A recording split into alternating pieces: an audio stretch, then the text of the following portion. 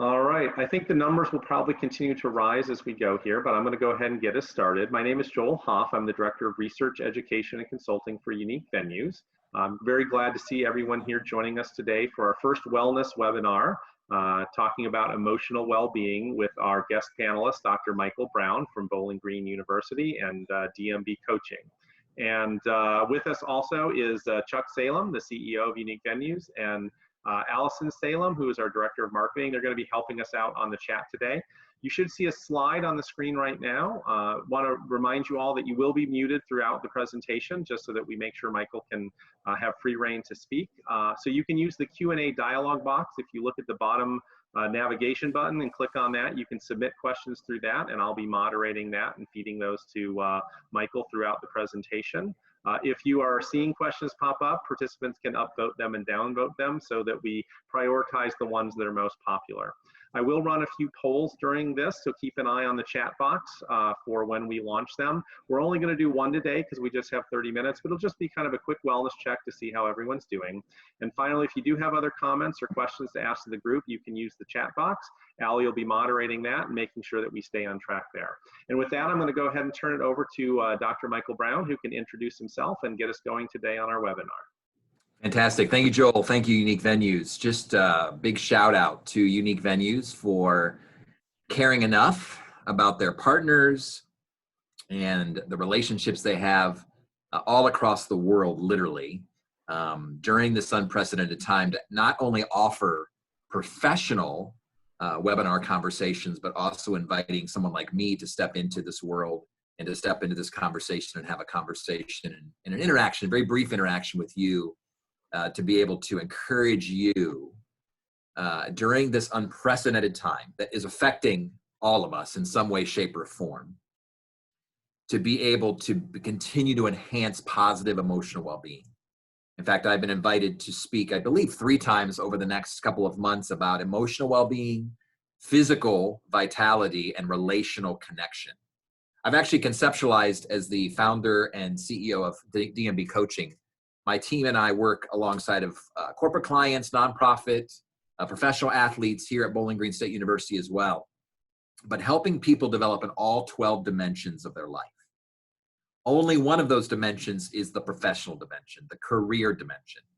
But there's 11 other dimensions to your life, such as the physical dimension, the emotional dimension, the relational dimension, as well as the financial dimension, the intellectual dimension, the recreational dimension, and so forth and so on. But I wanted to give special attention during these current times in 3 of those dimensions. And today, beginning just with a brief conversation, hopefully some encouragement to you in regards to the emotional dimension of our lives. We are wired, dear friends, as emotional beings.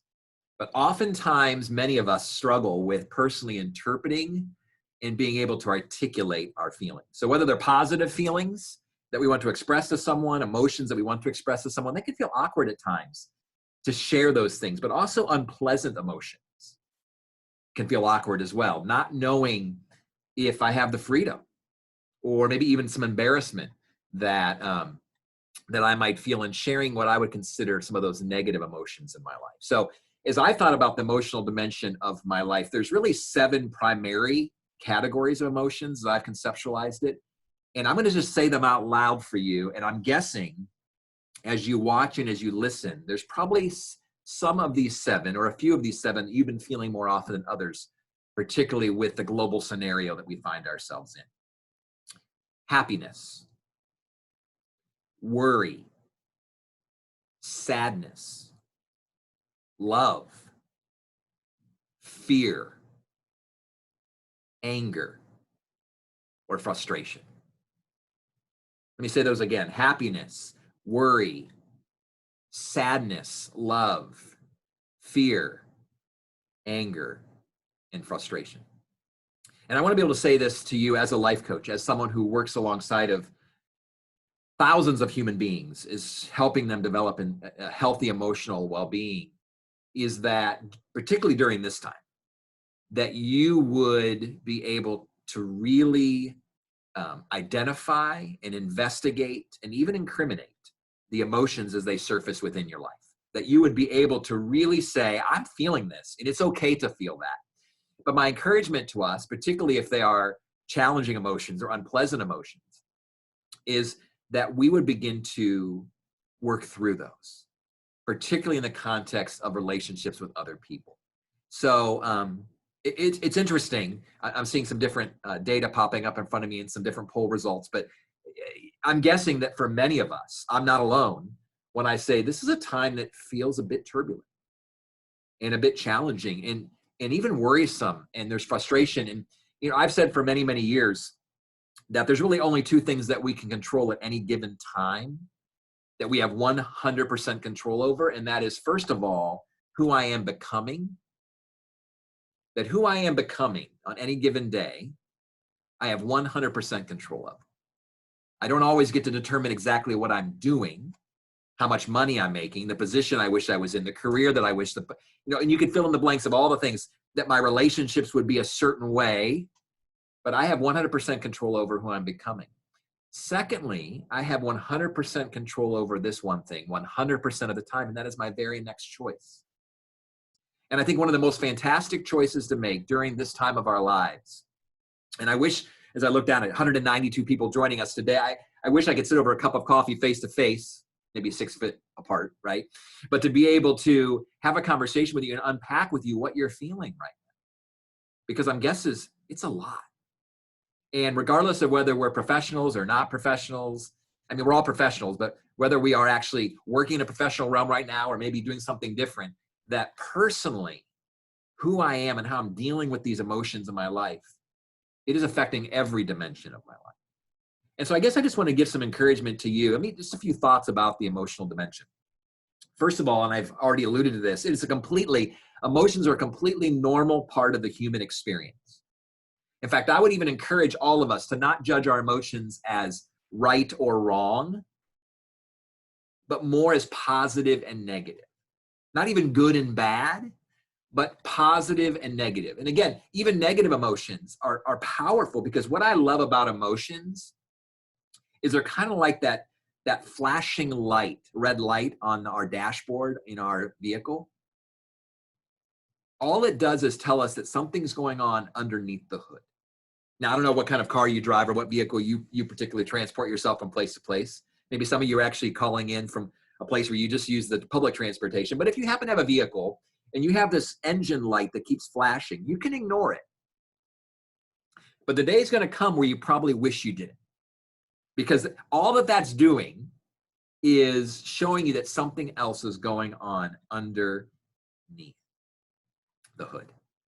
And so I just want to encourage all of us during this time that if that light starts flashing, if you start symptomatically experiencing maybe increased stress levels or an increased isolation from people, or maybe even this greater need to control our circumstances or a greater level of anxiety, it's interesting, or even a worry than maybe you typically did.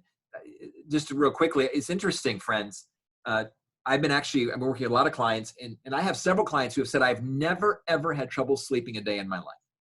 When I hit the pillow, man, lights out, I am sleeping within 30 seconds. And I'm dealing more and more with folks who are saying to me that their mind is going 100 miles an hour during this time. And I want you to know that it's okay to feel what you're feeling. But I also want you to know that you can choose hope and you can choose an attitude of positivity. And so let me just talk about that for a minute, if I may. This idea that I can't control what I'm feeling on any given day when I wake up. That I can't control that.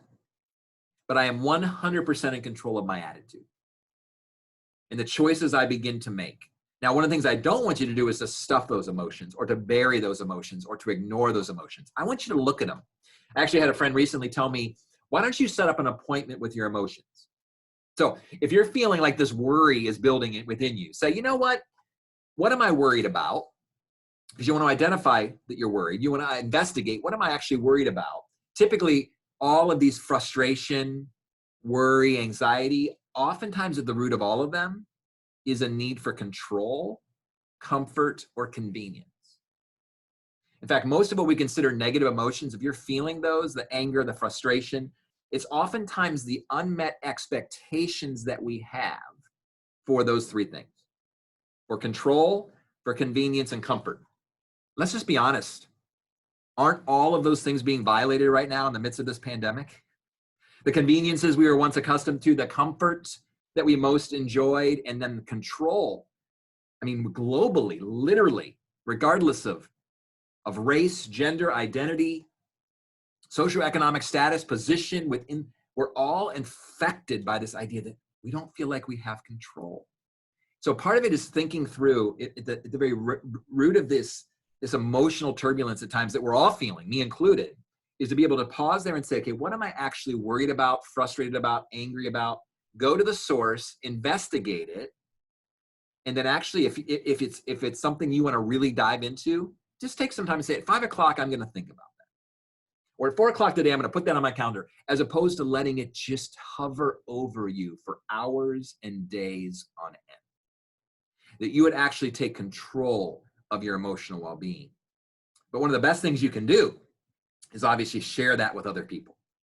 To actually step into a situation where you actually are transparent and vulnerable, which is hard. It's hard for many of us. It's uncomfortable. Even though we're wired as emotional beings, we try to keep our emotions close to our chest and not share a lot that's going on. But I want to share with you, I would say in just a moment here, 7 coping mechanisms that we tend to use for negative emotions that don't always work very well.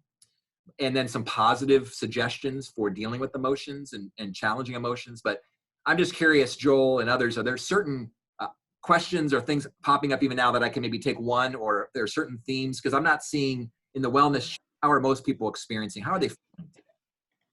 Yeah, so far, we don't have any questions out there in either the chat or the Q&A. I'm about to end the polling, and it looks like many people are doing okay in the circumstances, but we have about a third of the people that are stressed out or sad right now. So I think it's a very timely opportunity to talk about some coping mechanisms for those people.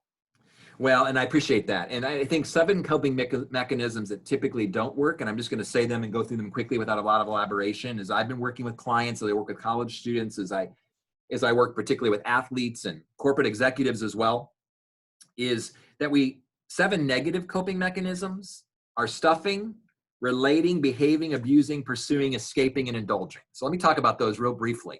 The first of which, and I think we're even going to make a PDF available to you post webinar, that if you want to explore these in more detail.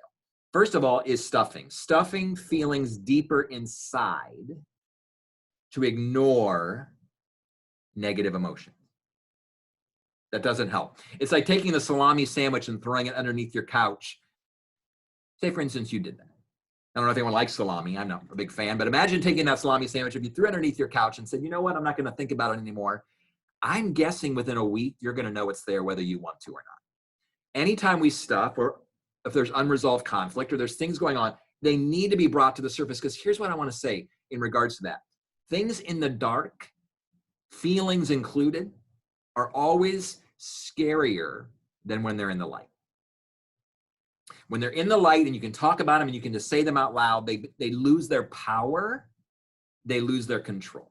And that's what you want. Second negative coping mechanism is relating in a passive-aggressive manner with friends or family to dodge those emotions. So sometimes we're feeling this frustration, we're feeling this anger, we get a little passive-aggressive. We don't really come out and say it. We just begin to relate to people in a way that maybe isn't unhealthy. It begins to affect our relationships.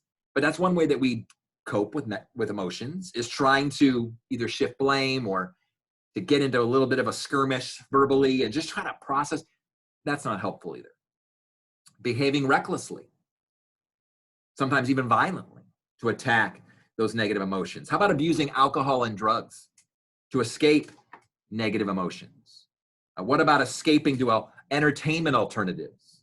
I'm dealing with this major emotion right now. I'm just going to spend the next 10 hours watching and binging on my favorite Netflix show, which again, this might be a good time to actually have a really positive, good Netflix go-to, right? Or Hulu. That's very healthy in moderation. And it's very healthy as an opportunity to connect with others and talk and to share in that joyful moment. Obviously, we love that, right? But not to use it to escape the things that we're feeling. Or how about indulging in comfort food? to insulate oneself from negative emotions. So even for me right now, it's interesting as I'm working with clients and we're talking about a pandemic that brings great danger to us physically and economically. So I'm even from a physical perspective at 51 years old, I am committing to emerging from this pandemic more physically healthy than I ever have been in my entire life. Because what's happening a lot of times within our world, and I'm already seeing it even a few weeks in, is many of us are hitting what we call the pandemic pause. I'm just going to hit the pandemic pause with my thumb. I'm going to pause my life. I'm going to just bunker down and wait for this time to pass. And then when the new normal arrives, I'm going to kind of step back into it and start my life again. Friends, that is not the way to handle this, particularly in the emotional dimension of your life. This is a time to think about, how do I become the most emotionally healthy person I can, the most physically healthy person I can, the most relationally vibrant, connected person I can, that this is an opportunity, not an obstacle. This is something that for us, and again, I'm not downplaying the pandemic because it's horrible. We should grieve it. It's sad. It's frustrating. It is creating stress. And I'm with you in all of that. But I'm trying to not only think in terms of this pandemic happening to me, but I'm thinking in terms of the pandemic is happening for me. And that there are opportunities that I have as a human being to grow and to develop, and particularly in two major areas, to do a real inventory of my life. I call it the 2 I's: inventory and imagination. Inventory and imagination. I want to do an inventory of my life right now and say, do I really like the person I'm becoming? Do I really want to become this person? And again, we have more opportunity because for many of us, I'm sure I'm not the only professional who said, man, when things slow down a little bit, I look forward to actually investing in this or this or this. Well, here we are. This is the moment. This is the opportunity to really slow down and do an inventory of my life. And then secondly, I need imagination. I need to be imaginative in how I can be emotionally healthy. Because for me, even some of my emotional healthiness is a result, it's tied to my physical dimension and now my workout routine and some of the things that have been affecting me emotionally, I think are a result of the fact that my rhythms are off and my routines are off. And again, I'm a big fan of rhythms and routines. And I could talk about that forever. But I think in many ways, I need to use my imagination to think, how do I continue to become the best version of myself, even though my circumstances are changing? And that's hard for us because we typically have our go-tos, and we've kind of run those paths in our life and they become almost gutters. Like, this is how we burn off steam. This is how we deal with this issue in our lives. This is how we rest and relax and rejuvenate, right?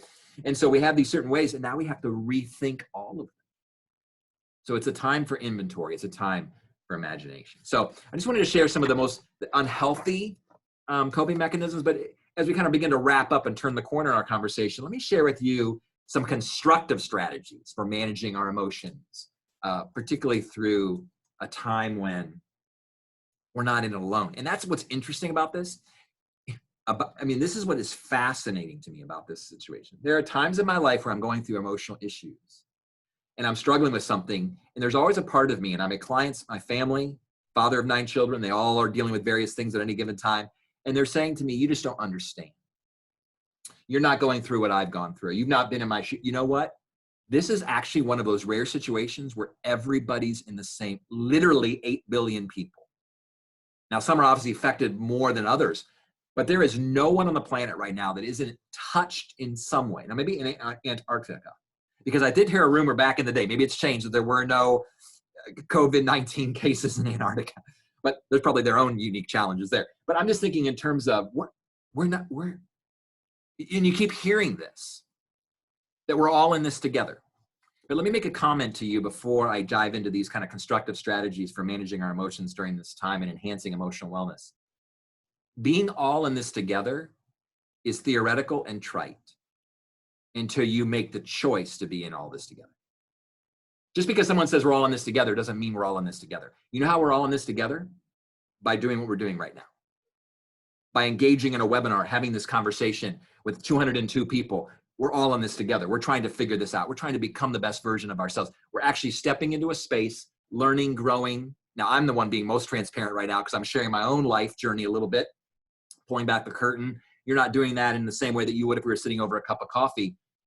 But that's actually part of it too. You need to be letting people into how you're doing, particularly as this draws out. And we don't know how long this is going to go on, right? And so we're on the front end of some of this. And so in many ways, let's put patterns and let's create strategies now, early enough that we actually have some things in mind as things maybe potentially get a little more challenging. So that said, here's my constructive strategies, if I may. Any comments, Joel, before I kind of dive into those in our 9 minutes that I should be aware of? We had someone just wanting to know how to handle their control issues, and I'm thinking some of your tips here are going to help them with some of that. Well, and I think that's true. And let me just say that we all have control issues. In fact, one of my dear friends who's a counselor says we're all OCD. We're all obsessive compulsive disorder. The issue is, where is that at and in what areas of our life? Because we all have those things where like, I want that control. So people are like, I don't need control. Oh, we all have that area. So part of it is not to say, I think part of it is not to be say, well, how do I get rid of my control issues? It's mostly looking at those going, I'm looking at those, I want control here, but I can't. So in many ways, one of my favorite activities, and maybe I'll just share this now, this is a very helpful tool, is to be able to put a line down the middle of the paper. And on the left side of your paper, just write down, here are all the things that I cannot control right now. And just list them. And on the right side of your paper, here are the things I can control right now. And make sure you're spending the best hours of your day and the emotional energy that you have and the physical vibrancy that you have to invest in the things that you can control. The problem is we spend so much time worrying about the left side of the list. And when we invest our energy worrying, we're borrowing sorrow from tomorrow and dragging it into today. And again, it doesn't help. So almost as though we're going to experience the sorrow twice. Today, and if by chance, it happens tomorrow. So all that to say, here's some strategies. Appreciate and accept the reality that life is a mixed bag of both positive and negative. So part of it is just realizing, life is hard. Life is difficult. And I think in many ways, just embracing that reality, that life has incredible beauty. There's incredible positivity to the life that we live, but there's really hard things. Disasters and sickness and pain and there's hard things. And just accepting the fact that life is that mixed bag puts you in a healthier emotional spot versus being shocked every time something negative happens in your life. Secondly, know your limits and prioritize self-care during this time in all 12 dimensions of your life.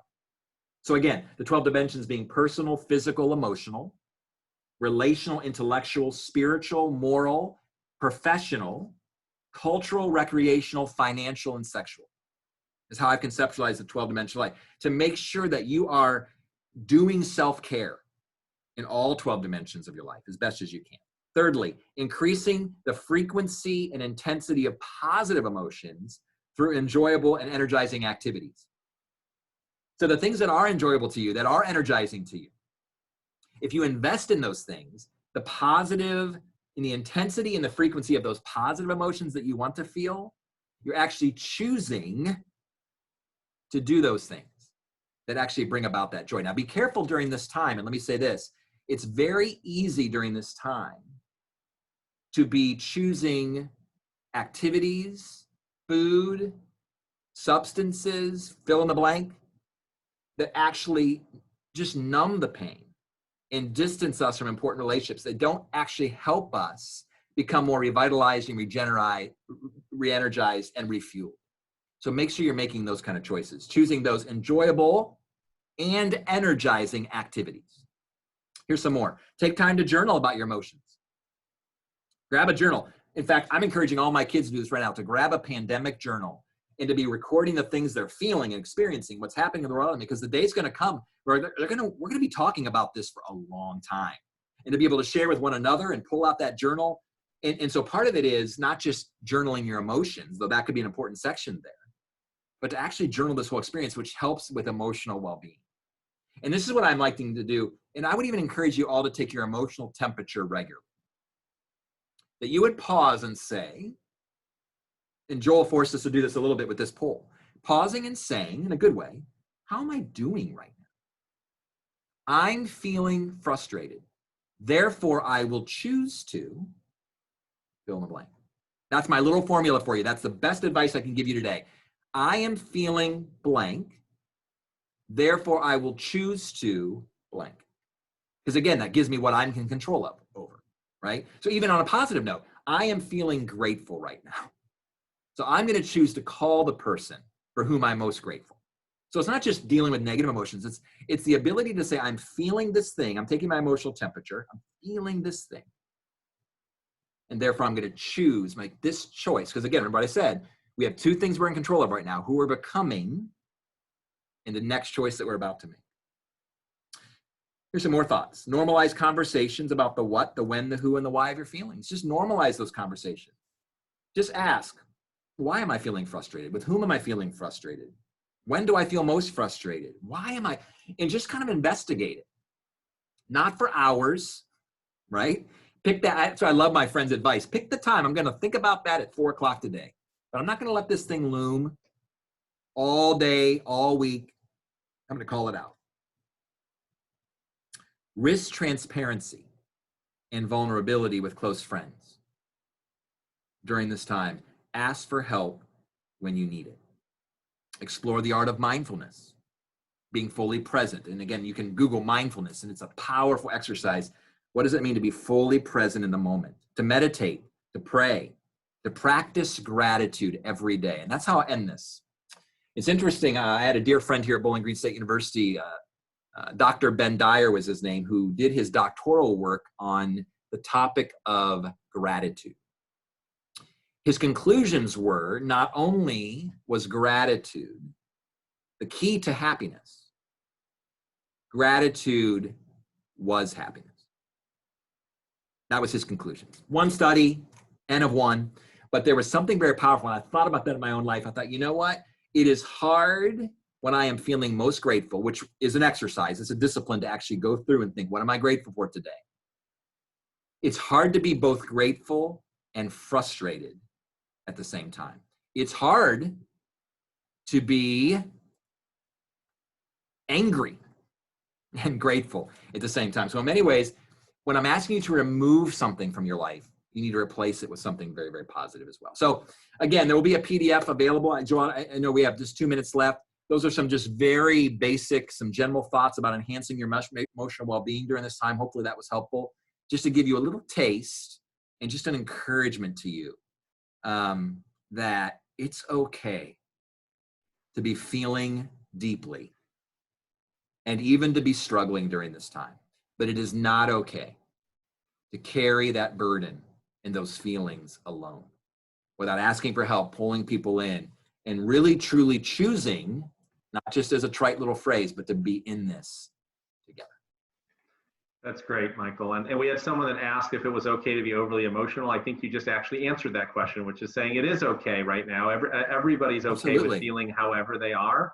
You just need to have some ways of working through it yourself and working through it with others out there. Yeah, and I love the fact when people sometimes say they're overly emotional, I think, yay. I would rather you express it more than you feel comfortable with expressing it than stuffing it. Yeah. And stuffing is a very dangerous activity to be involved. Yeah. We have had a couple of questions Please. with a similar theme about any ideas how to handle home distractions or how to balance out, you know, taking care of kids or taking care of partners and spouses or taking care of work. Any recommendations for our audience? Because I know you're living it right now, and lots of other people are too. Well, and again, I actually run a podcast called the 3 Words Podcast. And one of my 3-word phrases that I did in my 12-minute podcast was wake up earlier. So one of the things that I've even been doing, I've already wake up really early and I maximize. In fact, we know those who achieve the greatest goals in life tend to get up really early. And so I'm actually spending time going to bed earlier than even I typically would and getting up early and accomplishing a lot in the morning and doing a lot of those things when I'm freshest. Now, some of you are like, I'm not morning people, but that's one thing that I have found to be incredibly helpful. But also I'm putting the rest of my family, all of us have committed together to being on a certain routine and schedule, which involves some quiet time, which involves some individual time. Because not all 9 of my children are living in my house, thank goodness, right? My youngest is 12, but so it's pretty manageable right now. But it is establishing a routine, not only for yourself, but for the family, a family meeting, you and your partner sitting down and having those conversations, and just having the conversation is a win. but then also the decisions that you might make in regards to kind of setting, because it's hard. I think what I'm hearing from everyone is, yeah, I have all day to do it. So don't just prioritize your schedule. Schedule your priorities. Put those things in your schedule. At 1 o'clock, I'm going to go to this place in my house. I'm going to accomplish this thing. At 2 o'clock, I'm going to come up. I'm going to have this family time. Establish a routine. Wake up earlier. 2 podcasts that I did. You can listen into those if you're curious to hear more. Great. We're kind of at the end of this, and I know some people start dropping off, but if you're willing to take a couple more questions, we had one that just came in that was, as a lifelong stuffer, someone that's funneling all that inside. I love that term, by the way. I'm going to remember that. What do you recommend as a good first step to opening up to all of those overwhelming emotions? How do you start to unpack the stuffing? Yep. I would say you want to sit with a trusted person. When I say trusted, the people you should trust are both wise and loving. The person who loves you a ton, but isn't very wise, doesn't live life well, probably not the best person, but also the person who may be the wisest person you know, but isn't deeply connected to you. You want someone who's both of those things. And then I would avoid the temptation to put your big toe in the pool, because we all know how that goes, right? Yep. In the pool, you never quite get your more than the ankle in the pool. But I would encourage you to jump. It's similar when someone says to me, well, how can you help me learn how to trust people? And I always tell them, and I'll use the same analogy as I use with emotions, is that the way to learn how to trust people, or someone says, how do I know if I can trust someone? You learn if you can trust someone by trusting them. See, all of this is risky. And if you just begin to just pour all that out, that's what I'm going to do. I would say jump in the deep end of the pool. Just let it out, take a risk. And typically what happens is we tend to think that we're the exception to the rule, that if I share what's really going on, I'm going to be a burden. Whereas when someone shares that with us, it's like, oh, I feel so encouraged that you trusted me to do this. We tend to continue to tell ourselves the lie that we're the exception to the rule. But I would say dive in, because you're not going to learn to not stuff until you experience the joy of not stuff. Positive reinforcement. Wow, that worked out well once, and then it worked out well twice, and then it worked. But there's no way to kind of edge your way into that. You just kind of have to dive in. Joel, we had someone who asked a question. Michael, the 3-word podcast, if we could add that to the PDF, and if you want to just tell people what that is now, we have had that in the chat. It wasn't a question, but it was a chat comment. The best way to stay connected to me is through Instagram at DMB Coaching, DMB, Dr. Michael Brown Coaching, DMB Coaching. You can follow me on Instagram. I go live every day at 11:30 a.m. I have a 15-minute conversation where I field questions 7 days a week. During the pandemic, I made a commitment live every day, 11:30 a.m. But also there you can find all the information on 3 Words Podcast as well. It's on my YouTube channel. They're all 12-minute podcasts. They're always 3 words. Be fully present. Delay immediate gratification. Share that secret. Do it now. And what's interesting, a lot of them that I've taped, I've done 28 episodes. Every Monday we do another one. A lot of them actually tie directly to this thing that we're going through, pandemic, without even knowing this was going to happen. So I'm so thankful that we recorded those, because they're 12-minute bite-sized podcasts, either to be viewed on YouTube or listened to on your favorite podcast platform, just to kind of get that little Monday morning jolt of positivity. But we'll include that on the but DMB Coaching at Instagram, or 3 Words Podcast on Instagram as well. Both of those, I have accounts, and we're trying to push out some really encouraging, positive content, particularly now during this time. That's fantastic. All right. Well, for those of you that are still here, we will get the PDF out to everyone that registered. I have your email addresses, so I'll be sending that out within probably 24 hours or so. We'll make sure we include the website links to DMB Coaching and the 3 Word Podcast, so that people can continue to follow Dr. Michael Brown. I do want to remind everyone that we have got some additional opportunities coming up here for educational sessions in the very near future. So if you take a look at the slide here, you'll see that we've got some more stuff coming. We've got a member group therapy for Unique Venues members only, happening tomorrow. But then everything else on this list is open to everyone. Whoops, did I go the wrong way? Preparing for the Rebound, a data mining session this Thursday that Chuck Salem will be giving tips on how to go searching for leads and contacts out there. Chuck and I will be presenting a webinar next week, Life After COVID-19. That webinar was waitlisted, but they have changed to a new platform. They're going to start using Zoom, and we're going to open it back up. So everyone on the wait list is going to get in, and they can take more registrations on that now. Fantastic. So if you were interested, you'll be able to get in.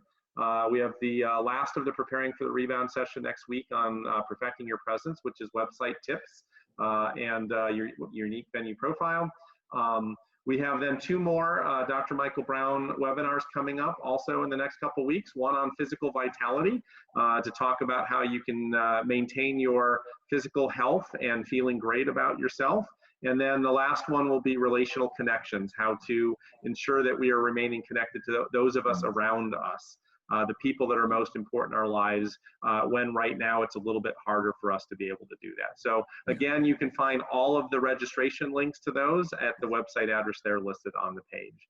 And this will be my last reminder. If you haven't yet, please click on the poll button, fill out the session evaluation. We take your feedback very seriously. And finally, I just want to thank Dr. Michael Brown for doing this today. It's been, I think, it's certainly been great for me. I took a few tidbits away, and I'm getting lots of feedback in the chat from people saying thank you as well. So we appreciate your time today. Pleasure. Thank you all. All right, and with that, I'm going to wrap things up here and end the polling. And with that, we will go ahead and say thank you, everyone, for attending, and we'll see you on a future Unique Venues webinar. Have a great afternoon.